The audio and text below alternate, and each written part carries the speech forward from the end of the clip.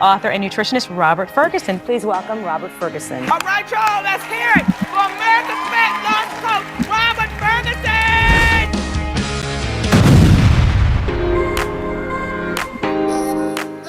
Hey, this is Robert Ferguson. We are coming to you live on what I call a Fat Loss Friday. If you're catching it live or if you're catching a replay, whatever day it counts or works, doesn't matter.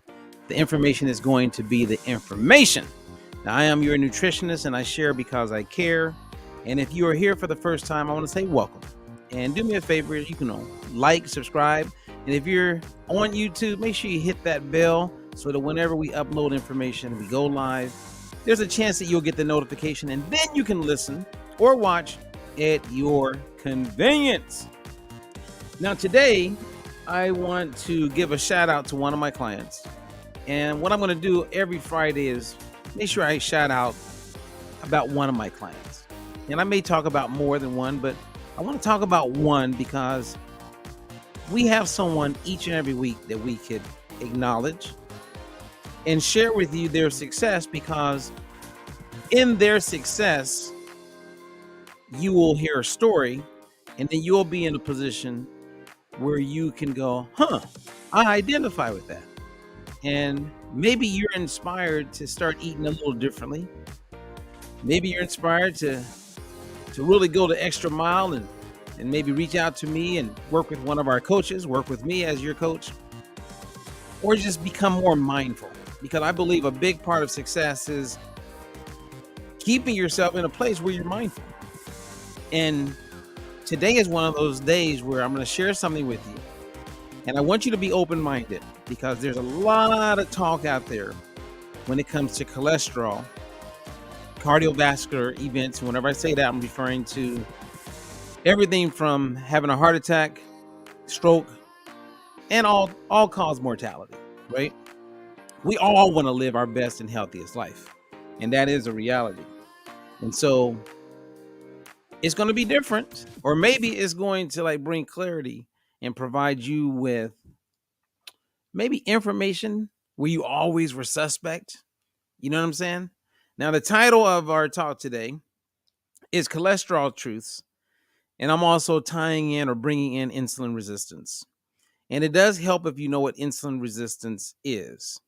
However, in our time together, I want to also say that our time together is brought to you by our Detox Drop. You can learn more about that. It's a 7-day program designed to help people jumpstart, whether it's weight loss or getting their fasting glucose down or becoming more educated in how to eat regular everyday food in a way that's going to get you results that may include lowering your blood pressure, getting off other meds like statins, etc. But the Detox Drop is what I'm going to acknowledge as why I'm making this time with you possible. Okay? Now, in getting started, I want to give a quick shout out to one of my clients, and this is Sandra. Sandra, I'm just going to read her quote because it says it all. Sandra says, I saw a post on Facebook about getting off medications and losing weight. And I decided to get coaching with Robert Ferguson, me, yours truly, and Diet Free Life.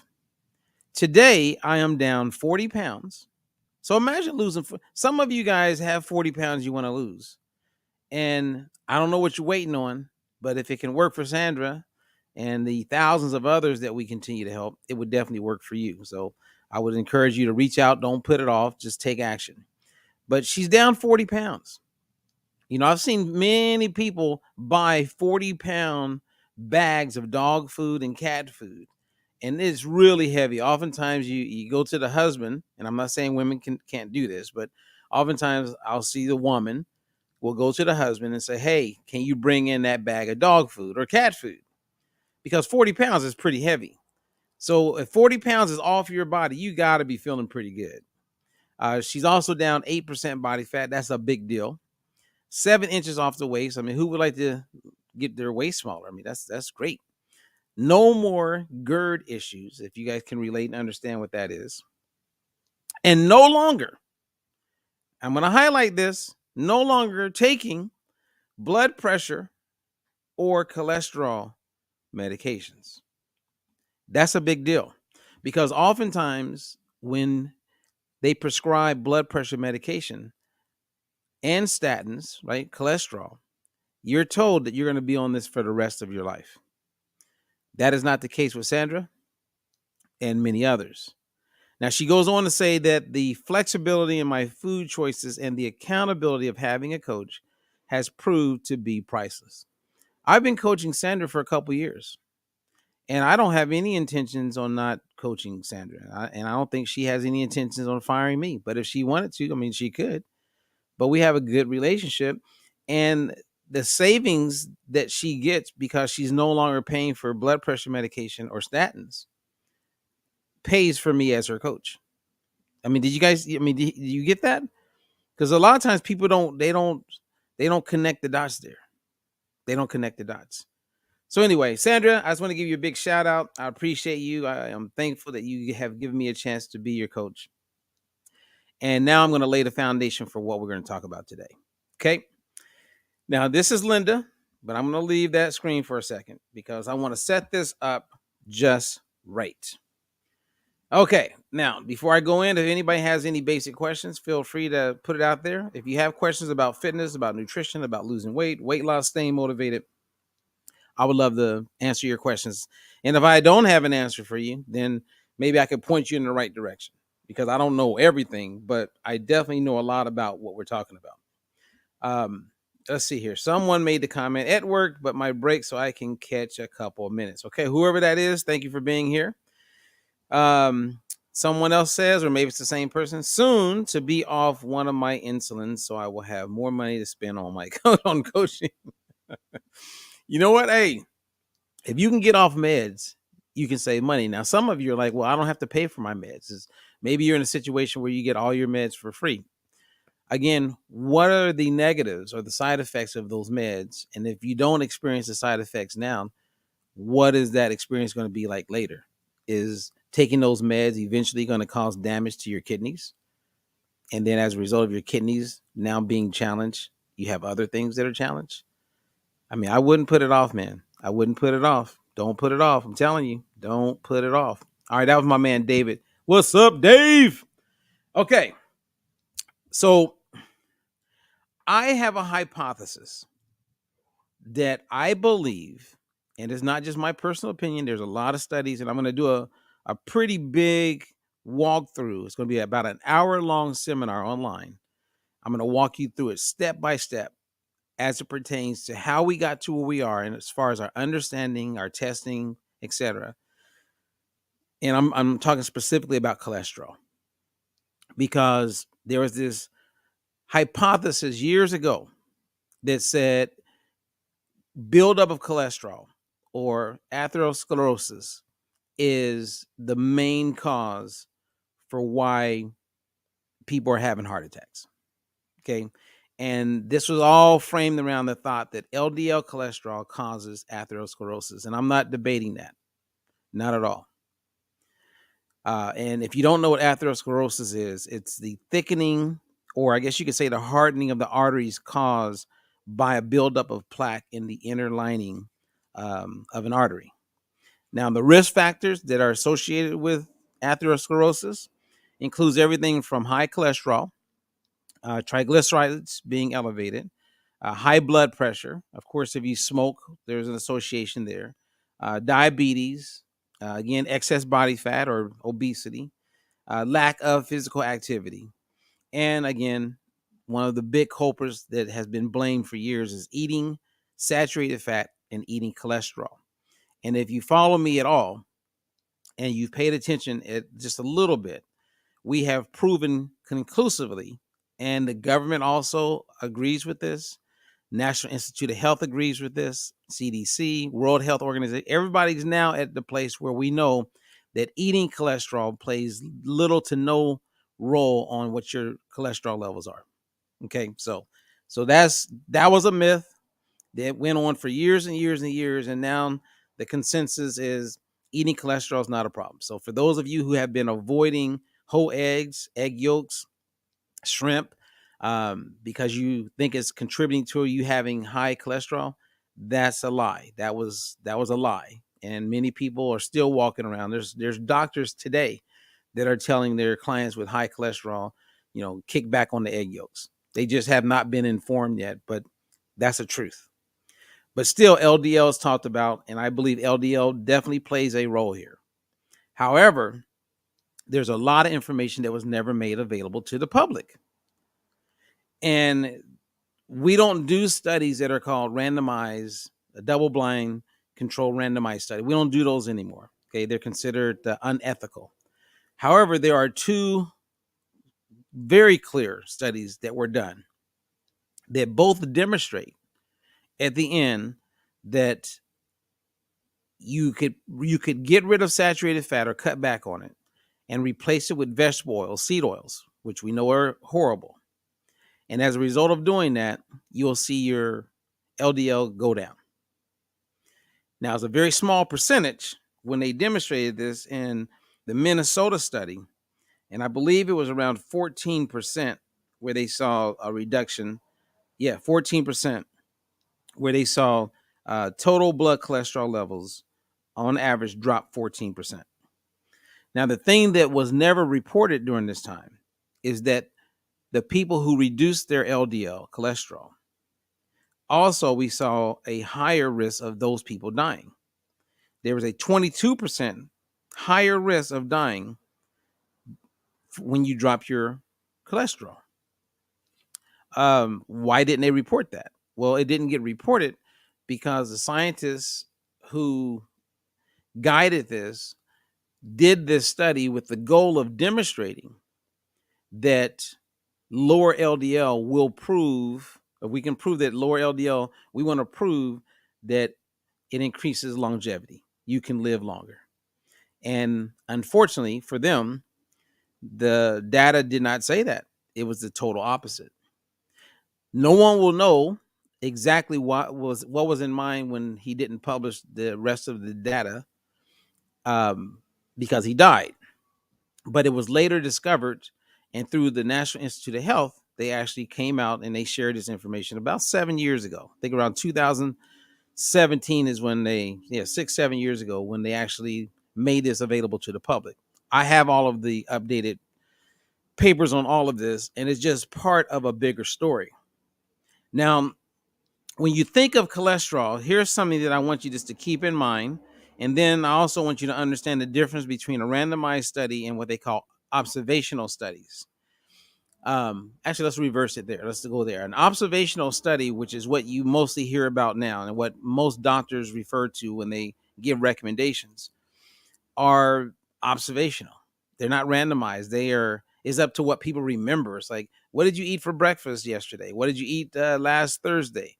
And who remembers? So they're highly flawed, and they're based on a lot of epidemiologists will work these kind of studies.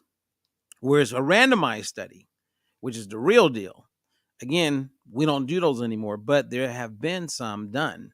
And both of those studies demonstrate that lowering your LDL ain't going to really do much for you as far as your mortality rates, etc. It's not a huge predictor on if you're going to have a heart attack or stroke. However, in 1990, when the pharmaceutical world, came to the marketplace and Lipitor and these statins were made available, I don't know if you knew this, but originally a high cholesterol was anything over 240. Now, they later brought that down to 200 because more people would qualify to be put on these statins. And then they came up with this calculator that went with that. And let's say you have your cholesterol is 190, so it's not over 200. But if you have some other metabolic condition like high triglycerides or maybe blood pressure, or you're type 2 diabetic or you're pre-diabetic, then it gave them room to recommend a statin for you. And the sad part about when you look at how they do statins, and I'm going to go into all of this in greater detail. I just wanted to make one quick point today. They have what they call these running periods. So let's say you had 100 people when they were doing the trials, right? And to demonstrate the effectiveness of the statin. Well, you have 100 people, they have them take the statin, let's say for 60 days, 90 days. So the running period it's not going to be part of the study they're going to bring to the public, right? So let's say 30 people don't like the side effects, and they felt a lot of muscle aches, and they decide, I'm not doing this. So now you're down to 70. So then they take the 70 people after the running period, and then they begin the study. So now you do the study, and less people are going to complain about the side effects and the challenges they were experiencing, because they already got rid of the people that had a problem. They only used the people that didn't have problems. And then when you look at the studies, they have what they call absolute outcomes, and you have relative outcomes. They don't share with you the absolutes. They share with you the relative. And so you get caught up in, oh, it must work because look at the stats. And you got to read the fine print, because it may say that close to 40% of people get these amazing benefits from statins and live longer. But that's relative. The absolute would be maybe 1%. And this is what you see in the data when you understand the data. But it's so pushed on everyone. It's like, how do you get away from it, and how do you find out the truth? And that's why I want to do a cholesterol truth. And I'm going to have some experts and some people who oppose what we're saying. I'm going to have them on as well. And it's going to be a really cool conversation. It's been really tough to get some physicians who are willing to be on both sides, but we have those people. Okay. So we know that we want randomized, but unfortunately we're not getting that. So most of the studies you see are observational. Let me bring up Linda. Okay, let's take a look at Linda. So Linda is a client. I actually talked to her this morning. Okay. Linda, I've been coaching, and Linda's awesome. And if you look, at her beginning, her weight was 249 pounds. Her hemoglobin A1C was great. Triglycerides were great. She did have elevated cholesterol. She was taking blood pressure medication and statins. Okay, same as Sandra, blood pressure medication and statins, water pills, seasonal allergies, and migraines. And when she went to get her fasting insulin, or requested to get fasting insulin, at the time, her doctor didn't provide it. Now, fasting insulin, let me take a moment, because this is where I believe the answer is when it comes to how to reduce your risk of cardiovascular events. Okay, and I'll give you an example, and then I'll come back and finish up with Linda. I was on the phone a couple of days ago with 2 physicians and 2 biochemists, and we're all in agreement as it pertains to what I'm sharing with you right now. One of the doctor's wife, her total cholesterol was well over 500, and her LDL was 468. Now, based on conventional standards, she needs to be on a statin right now. Well, she's very fit, very healthy, no other challenges, and her fasting insulin was really low. Really low. So they were laughing about it because there's no concern. Now, if her fasting insulin wasn't low and she was insulin resistant, the data is demonstrating that that's when you want to have a concern. So if you have elevated cholesterol and you find out you're insulin resistant, which one do you focus on first? Do you focus on the cholesterol and think about using medications? Or do you focus on reversing the insulin resistance and not have to worry about the medications? The answer is focus on the insulin resistance. If you reverse that, most everything else will come right back into alignment. But now you got to find out, well, how do I know if I have insulin resistance? Well, we have a way we help people with that. So if you want to find out, we have a proprietary way of helping you identify not only if you have insulin resistance, but what level of insulin resistance you have. And once you can see where you are, then you create the plan to improve it. Ultimately, being at a place where you're no longer insulin resistant. So when you look at Linda, in the very beginning, she was insulin resistant.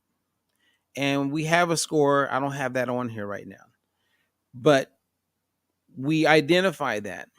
And then fast forward, after she's lost 110 pounds, she's now off all of these medications. She was spending about $2,500 a year. And like Sandra, she has me as her coach. We got off all the meds, and she's getting me for free as her coach. And she's got some extra cash to go out to eat here and there. And she's feeling better and looking better and all the benefits that go with that.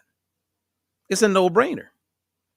And now her doctor does her fasting insulin every time. And I'm starting to see that more and more. Fasting insulin is what you want to be requesting and asking your doctor to check. You'll get some pushback, and sometimes they'll look at you like you're crazy, but even be willing to come out of pocket. And if you can't find someone who can do it for you, email us. There's a couple websites we can send you to, and they'll find you a lab near you at the most affordable price. And you can go in, and on average, people are spending about $20, $25 to get their fasting insulin. And once you know what your fasting insulin is, again, then we can rock and roll. Now, we actually look at not just fasting insulin, but we cross-reference it with this thing called a triglyceride glucose index. So we do that. We also have our proprietary method for how we do it. And then we look at the ratio between your HDL cholesterol and your triglycerides. And with Linda, all of those are ruled out. And we can also quickly, with these numbers, if I had your lab work, tell you and predict if you have a fatty liver. All of this stuff needs to be addressed. And think about it. When you go to the doctor, it's not being addressed. Most of you will say, well, I don't have fatty liver because my liver enzymes were good. There's a lot of people that have really good liver enzymes, and then they go in like Susie, we talked about, and I've been hearing it more and more and more with different clients. They actually go in for some other procedure. They get an ultrasound or a scan and find out they do have fatty liver, even though they had really good enzymes. Guys, we must take control of our health. We can't leave it to chance. We must take control of our health. And let me also state, as I prepare to end, and I just wanted to spend a little bit of time and share some of this information with you. And just really encourage you. Who cares about your weight? Get off the meds. The weight is not in your weight. Losing weight is not indicative to better health. It often does go along with it. But if you focus on reversing insulin resistance, you can get off meds. Get off meds. Don't sit around and go, well, my weight, I'm not gaining weight. Okay, my weight, I'm doing pretty good. No. What do you need to do to get off the meds? You got to use food as medicine. You got to learn to eat in a way that's going to help you get off meds. And if you've settled, meaning you're not making great strides to do that, you've settled. So don't settle. Let's do something about it. Yeah, the cake is going to call your name. Yeah, you're going to have friends that want to encourage you to eat this and that's not really ideal for you. Yeah, blah, blah, blah. And they're probably settled. Like they say, who you hang out with, you hang out with. Or my mom used to say, if you hang around with dogs, you're going to get fleas. If you get in dirty water, you're going to be a little dirty. If you're hanging around with people who are miserable, you're probably going to feel miserable. You know what I mean? Like, find a way to surround yourself, to be around optimistic people who are going after something, people who want to improve parts. And I know that this is not ideal for everybody, but do what you can. But take control of your own health. Now, I want to share this with you. And before I share this, and then I'll say goodbye. And this is a really good story I'm going to share with you. But Catherine, what's up, Catherine? Catherine is a success story. I can't wait to interview Catherine. She's a success story for so many reasons. She took the bull by the horns and she's rocking it. And I'm coaching Catherine. I'm working with her. She's awesome. And she's a coach. She's got just recently got her first client. Isn't that cool? It's like a chain of events, right? Domino effect. I'm her coach. Now she's someone else's coach. And it just, one person's helping another, right? It takes a village. So what's up? What's up, Catherine? Okay. So knowing the importance of knowing if you are insulin resistant or not, which is a large majority of people on this earth have some level of insulin resistance.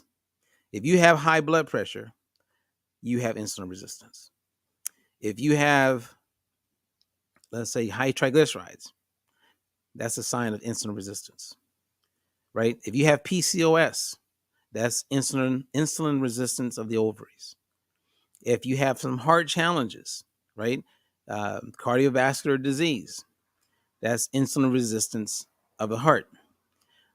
A lot of people have insulin resistance. The good news is that you can do something about it. Insulin resistance is tied into MS, it's tied into Alzheimer's, it's tied into dementia, it's tied into erectile dysfunction. I mean, it is out there. And most of you know that when you go in the doctor's office, yeah, they check your fasting glucose, but rarely are they checking your fasting insulin. Now it's starting to happen more and more, but nowhere near enough. And again, once you do find out what your fasting insulin is, what are you going to do about it? You don't want to just let that go.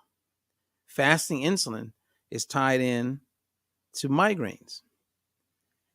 If you reverse the fasting insulin, or the insulin, you get the insulin in the right place, it improves almost everything else. It's not just about cholesterol, you guys. You want to tap into where your insulin levels are. And if your insulin levels are good and you're what they call insulin sensitive, great. And then if you have high cholesterol, then that's a sign that you're okay. Because some people are just going to have elevated cholesterol. That does not mean you need to take a statin. So again, there's a lot of misinformation out there, and this online seminar that I'm going to make available for everybody for free. I mean, I've put in a lot of work. It's been about 3 years that I've been working on and off with this presentation, because I wanted to make sure I had, all the facts in place, the history. How do we get to the place where we even look at cholesterol? What's changed over the years? When did they form those original committees when they said that anything over 240 is considered high? Then it went down to 200. Like, why did they make that change? And I have answers to all of that. And a lot of it has to do with the pharmaceutical industry. I mean, when you watch cable TV, regular TV, right? Look at the commercials. Over 70% of all the money that the CBS and NBC and Fox and all of these channels where they get their money from, over 70% of it is coming from pharma. When I was a kid, before, pharma just took over, maybe like in the 70s, it was like cars, like Ford and General Motors. They were the number one payers when it comes to like paying for all the ads, and what kept these TV channels like making money. Or, then when HBO and those came out, then it was all about subscribers, which you're seeing that work well for the Netflixes of the world. But most people are moving toward YouTube and podcasts, and that's where they're getting their information. But anyway, before I end this, let me just go back, make sure. So I think I did good with Linda. Linda, again, you have a great story. Great story, because her doctor now is looking at fasting insulin. She's a great demonstration that we can all get off of these meds. Her and Sandra both are off statins and blood pressure. I mean, come on. So anyone who's living with it, you can change that. I mean, how many more people you want me to show you? Like, we're doing this. Okay? We're doing it. All right.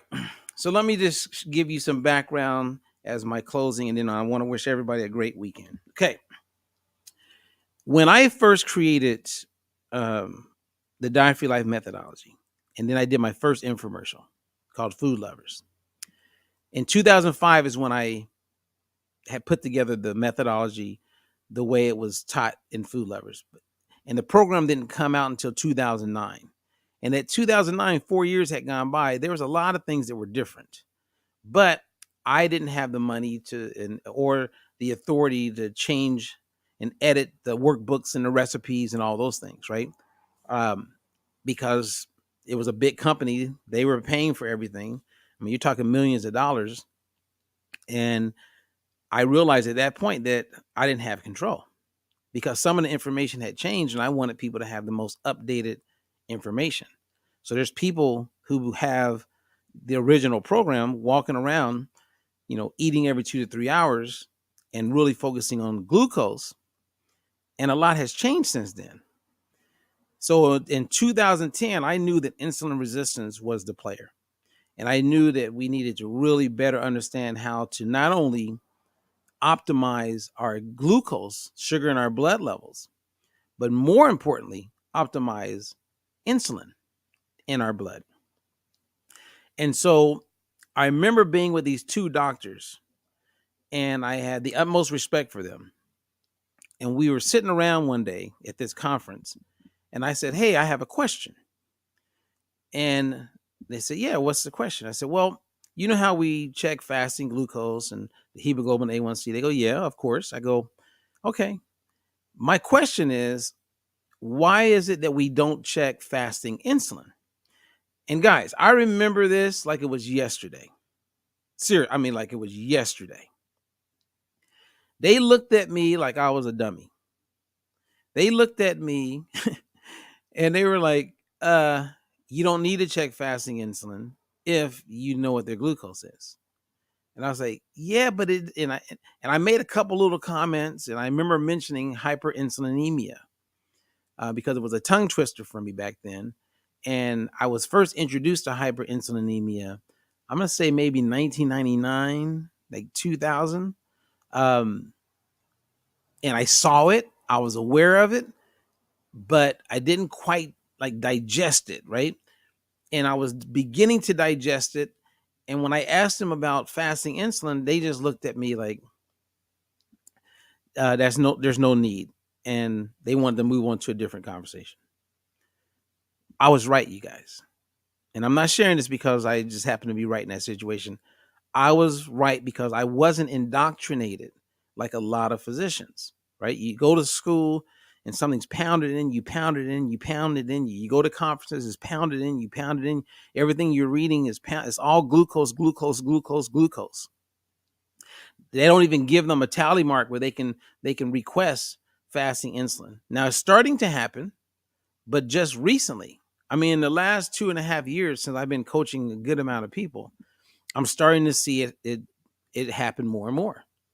But I'm still seeing a lot of pushback, and I'm seeing a lot of my clients get questioned. And I've had a lot of my clients have to like argue to get their fasting insulin. And when they get it, it's up there. But I'm the only one they're talking to that's helping them realize we got to fix this. Because when they go see their doctor, that's not emphasized. They're not talking about their fasting insulin. They're just, that don't even come up. And most of them have a hard time even explaining what insulin resistance is. So anyway, I was right, and I'm glad I was right on the right track at that time. And I remember in 2010, I found 3 studies. And these 3 studies were all framed around weight loss and losing weight, whether you're insulin resistant or insulin sensitive. And the macronutrients, the foods that you ate, as far as the ratios, how much carb, how much fat, how much protein, people got better results based on eating foods and their macronutrients in different ratios compared to if they had insulin resistance or insulin sensitivity. And that's when it all began. And at that point, I knew we have to come up with something. And so now I can get basic data from someone, and in 1 minute, I can tell you what your level of insulin resistance is. Or maybe you don't have insulin resistance, but we can do that in 1 minute. The only main thing that I need from a person is their fasting glucose. And most people who get lab work, they will have that. And if they don't, they can go to Walmart, CVS, almost anywhere, on Amazon, and get a glucose monitor, right? So that they can wake up in the morning within 10 minutes of waking up, check their glucose. That with these other things that I get, right, that I need from you, ethnicity, height, some basic things, your weight on the scale. Boom. I can tell you what your carb threshold score is. That's something that we use. And I'm not going to go into detail. I didn't even want to say that out loud because I don't want to confuse anybody. But there's a way. So if you want to learn more, hey, reach out to us. If you got questions that maybe have come to mind, you can reach out to us and I'll get back to you. But for those of you who are on medications, let's make it a goal to get off of those meds. Okay. And I'll work with you and your doctor, give you some ideas. I mean, we're helping people all the time. So if you have basic questions, just reach out. It doesn't cost you to ask a question.